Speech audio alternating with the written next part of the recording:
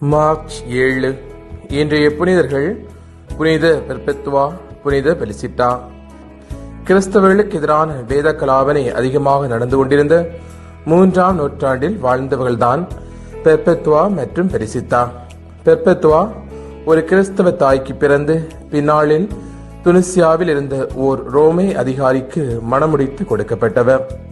அப்போது இவருக்கு வயது 22. இவருக்கு பணிப்பெண்ணாக இருந்தவர்தான் பெலிசிட்டா.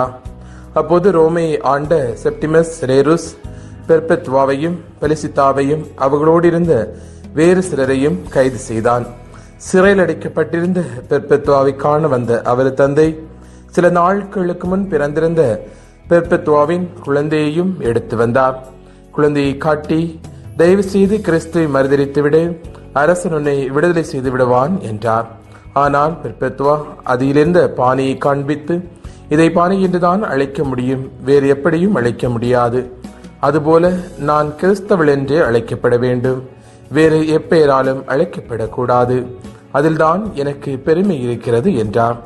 தந்தை குழந்தையும் எடுத்துக்கொண்டு திரும்பிச் சென்றார். அதன்பின் குழந்தையும் தன்னோடு வைத்துக் கொள்ள அனுமதியை பெற்றார்.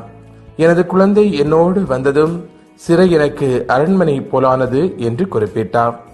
அவ்வேளையில் பெலிசிட்டா கர்ப்பிணியாக இருந்தார். அவர் இறைவனிடம் வேண்டிக் கொண்டபடியே சிறையிலேயே குழந்தையை பெற்றெடுத்தார். அதன்பின் இருவருக்குமான விசாரணை நடைபெற்றது. இருவரையும் கொடிய விலங்குகளுக்கு இரையாக போட தீர்ப்பு எழுதப்பட்டது. பெர்பெத்துவாவின் குழந்தையை அவருடைய தந்தை எடுத்து சென்றார். பெலிசிட்டாவின் குழந்தையை ஒரு கிறிஸ்தவ பெண் எடுத்து சென்றார். அதன்பின் இருவரும் கொடிய விலங்குகளுக்கு இரையாக்கப்பட்டனர்.